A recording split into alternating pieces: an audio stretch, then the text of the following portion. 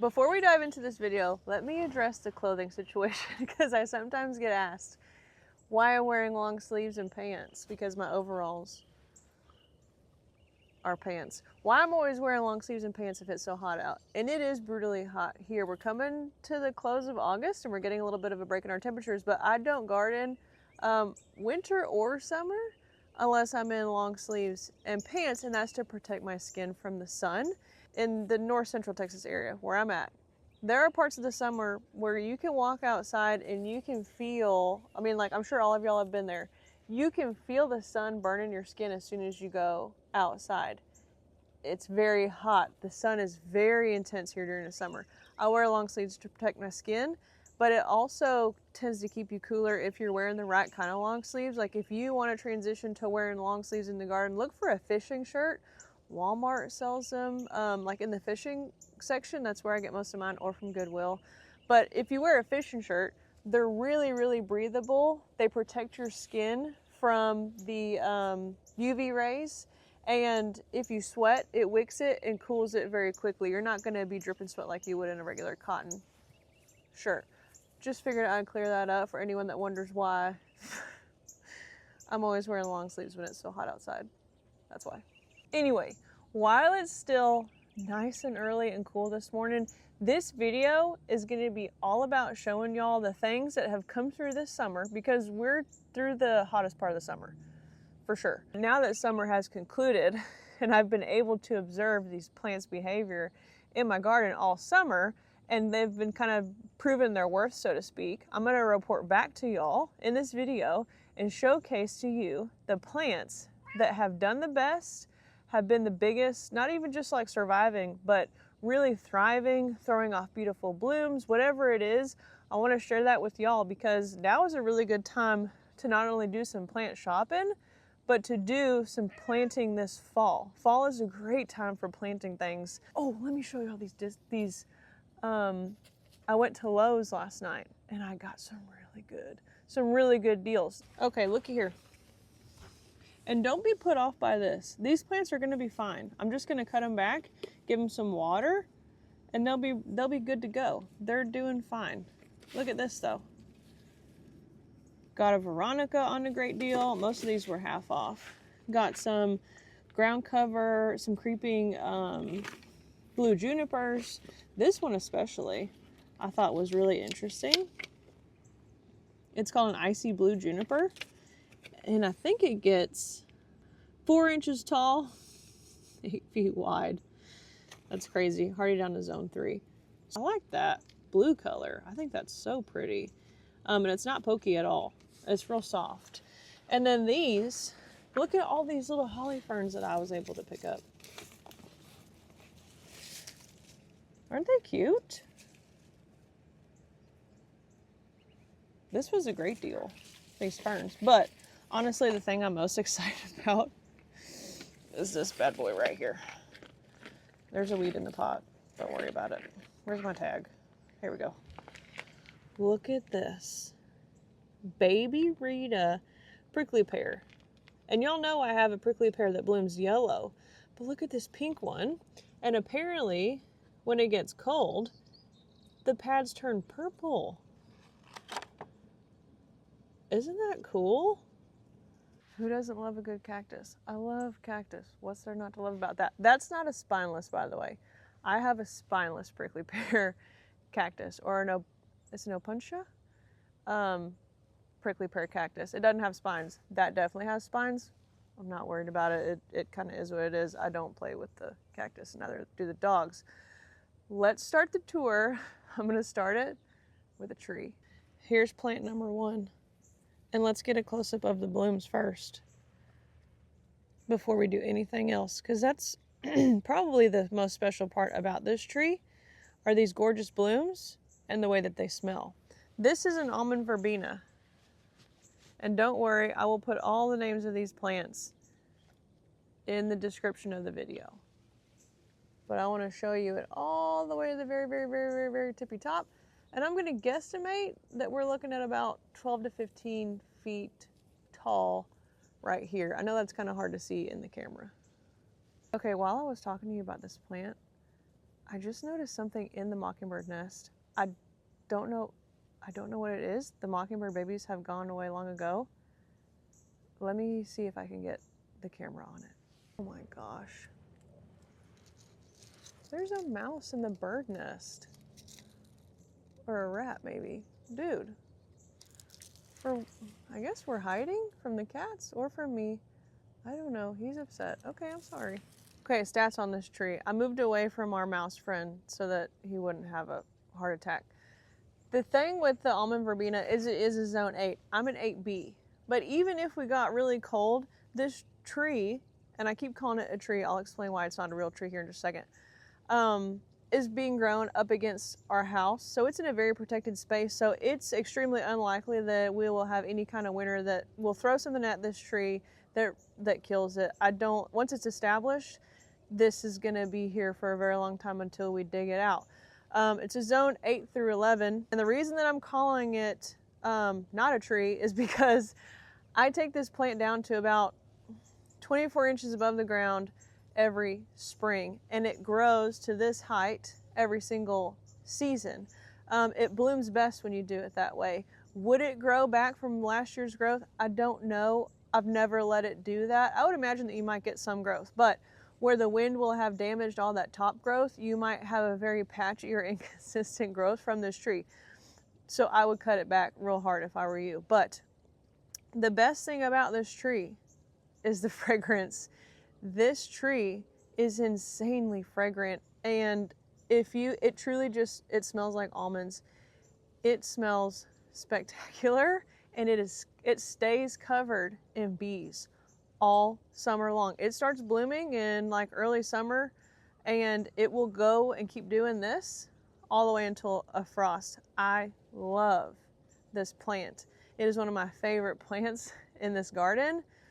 Absolutely highly recommend. It does not matter how hot it gets or how much direct sun it gets for me here. It thrives on that. It loves that. Now let's talk about a shrub. This is obviously a rosemary.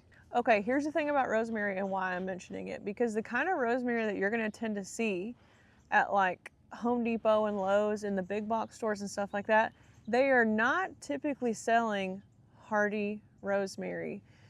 The variety they're usually selling is Tuscan Blue or something similar to that, which is not going to be hardy for me here in my zone. And I'm an 8B. I'm a pretty warm zone. But those rosemary won't withstand those really snappy high single digit wind chills that we get out here, and the 12 to 15 degree nights that we sometimes see in February. This is an ARP rosemary, ARP. And I have Hardy Hill rosemary, sometimes also called Madeline Hill rosemary. Those are both very cold hardy rosemary. And this is winning a mention in this video because I transplanted it in January when it was dormant, and I moved it, and it has just rebounded. It does spectacularly well in this space. It loves this spot.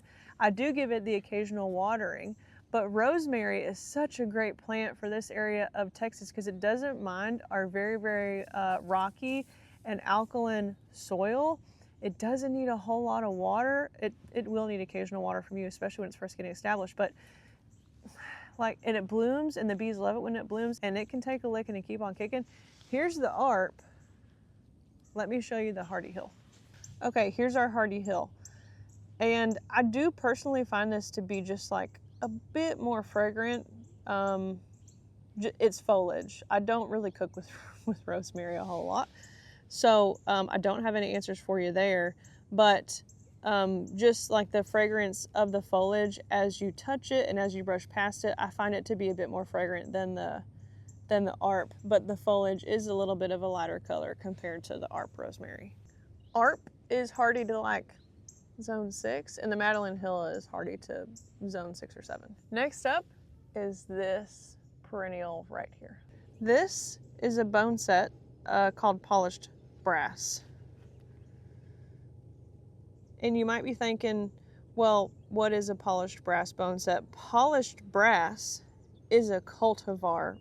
It's an introduction from, I think his name is Brent Horvath, but this is a cultivated, patented plant. It has a name. It is a boneset, but it's been cultivated, and the name of that cultivar is polished brass. And you might be looking at these blooms and be thinking, wow, that looks just like my fragrant mist flower, which is, as luck would have it, right here. Obviously not in bloom yet. We're a bit early for that. This and this are both technically bonesets and referred to as bonesets. They're cousins though. This and this are not the same. The flowers do look very similar, but as you can see, the leaves to me don't look very similar at all, but the bloom shape is quite similar. Now the thing about this polished brass is, since it started blooming, it has been a swarm, and I mean a swarm. I'll try to put some video in here so you can see, of butterflies. When I read the tag, it did say pollinator attractor, butterfly attractor. That has been insane. The butterflies have been insane on this thing.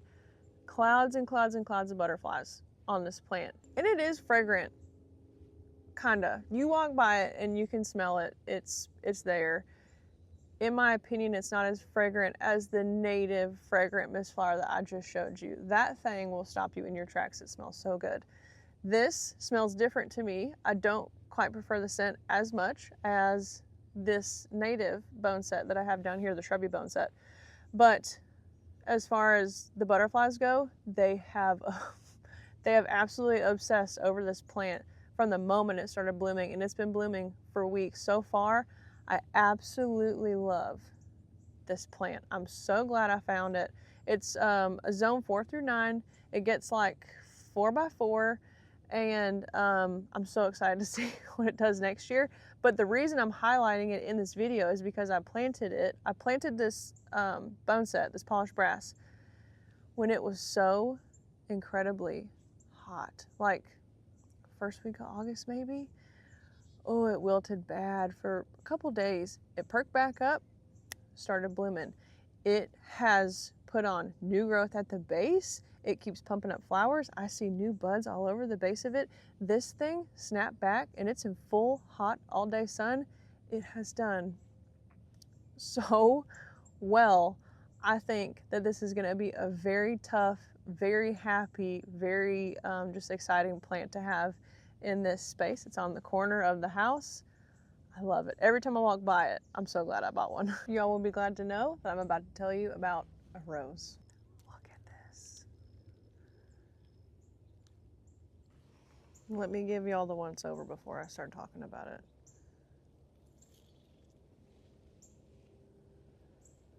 Oh my gosh. This is a rose called Crazy Love. Now, Crazy Love is a Sunbelt rose. In the Sunbelt series of roses, there are several roses within that series. And what it means, the Sunbelt series of roses, it means that this rose in the Sunbelt series has been bred to thrive in a very, very hot and very, very humid environment, which is what I garden in, right? High humidity can be really hard on roses. Roses tend to do spectacularly well in places where the humidity is much lower, because roses are susceptible to the kind of disease that gets on their foliage called black spot, and things that deform the rose and make them look bad, not attractive, because the foliage can't dry because it's so humid. The air is so humid, the foliage has a hard time drying. So things in the Sunbelt series were bred and selected for their ability to withstand those kinds of diseases, to continue blooming even when it's really hot. And let me tell you, this is its first year in the ground, by the way, that may be why it looks kind of weird, like just big random stalks. This winter, I'll shape it better than it is shaped right now, but I planted this. This is its first season. It has not stopped blooming. It's done so well. I'm so impressed with it. I'm very tempted to get another. I probably will get another. I have loved it so much. It's been awesome. It's been awesome. Nothing seems to bother it. It does sometimes get things that chew holes in the blooms, but what are you gonna do? It's a garden, there's bugs in it. I got this from heirloomroses.com. They ship roses, right? And you can shop on their site by color, type of rose, hardiness, etc. And the thing about heirloom roses is that they're all own root roses. This is not grafted. I had a grafted climbing rose during Winter Storm Uri. It lost its graft and it was not fun. That was a climbing rose I really liked. There's no chance of that happening with this one. There's no graft to lose. It's not grafted onto any kind of rootstock. It is its own root. And a lot of people who grow roses can appreciate that. That's all that Heirloom Roses sells.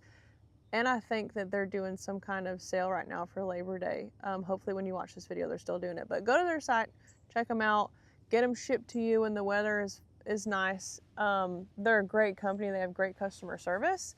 And I have loved this rose. I'm probably gonna get another one. It's been fantastic. Now I gotta talk about an annual. And you and I planted this annual together. It's been months ago now, at the beginning of summer. No matter how hot it has gotten, no matter how much sun it just gets bigger and bigger and bigger. And the bees love this thing. And just standing here right next to it, it smells so good. This might be an acquired taste, the smell of this plant that I'm about to show you. But it is a true annual. It's not going to come back. I've heard people say that it drops seed everywhere. I haven't found that to be true. Anywhere that I've grown it, it doesn't really do that. But then again, that could be from people who get more consistent moisture than we do. That really has a lot to do with whether a plant readily self-seeds or has invasive qualities, how much rain you get. This year has been a very unusual year. We've gotten a lot of rain, but typically we don't get much rain. So take a look. This is holy basil. Now, be mindful, y'all. Look at that cute little bloom. Be mindful that we're in late summer. There's spent blooms on here, okay? I'm not coming in here and hacking this back. It just kind of keeps going and going and going. But it is the end of a very long season for it, so it might look somewhat tired. It might not look as good as it did when we first planted it. But when we did first plant it, they were little 4-inch little baby 4-inch plants. They have grown probably 10 times in size since we planted it. It's a really inexpensive way to fill an empty space in a flower bed. The bees have really liked it. I think the blooms are really cute. It's exceptionally easy to start from seed. If you can't find holy basil, just get the seeds. You'll thank me later, I promise. It's a really fun plant. And there are a lot of things in this flower bed that I've seen better days. But look at this milkweed. We've got seeds all up. I did just take some of these seeds and clean them. And I'm about done with that. I don't need any more. It makes so much seed. If y'all are interested in some videos on collecting seeds, I can keep doing that. But yeah, the pods burst open like this. And this is just the Asclepias tuberosa. This is a regular old orange native milkweed. And they come out like this in this little ream. And you can do this with the seeds and sometimes they fall off. But I find dealing with this silk, which is what carries the seed on the wind, each of these separates into like its own little parachute and it gets carried on the wind and deposited somewhere else. I find dealing with the fluff to be a huge pain, so I have another tactic for it that involves a vacuum cleaner, but that's not this video. Okay, the last one to show y'all, we planted together in a video. It's been like a couple, 3 weeks ago now, I think, and it's a Helianthus. Here he is. Isn't that beautiful? It's exactly what this flower bed needed. And there did used to be a big, beautiful lavender right here. It was the big brother to this phenomenal lavender, which you can see is kind of reaching for the sun a bit, but still looking beautiful anyway, still pumping out blooms. But a huge lavender used to be right here, and we replaced it with this Helianthus. And when we did so, they were wilted, they were looking sad, they didn't have hardly any buds on them, but now they have just, they hardly skipped a beat, to be honest. They have done so well at just being thrown out here into the elements. The bumblebees have been all over it, and they have been awesome. So if you need a perennial, and this is hardy to like zone, I want to say 5. The Suncatcher is harder to zone 5. So if you need an herbaceous perennial that has this beautiful yellow color, these big beautiful yellow blooms that attracts bees, I would look for this Helianthus. And I got it at a nursery in Waco called Green Life, I think. And yeah, it's Green Life Nursery in Waco. I should have gotten more. I love them, and they have done so good. I highly recommend these things. They're tough as nails. That is going to be it for now. Y'all let me know in the comments what you grow that still looks spectacular in August, no matter what part of Texas you're in. I'm interested to know. How many did we get through today? Is that, I think we did 6. I will put very detailed descriptions of all the plants that we talked about in the description, and I will see y'all next time.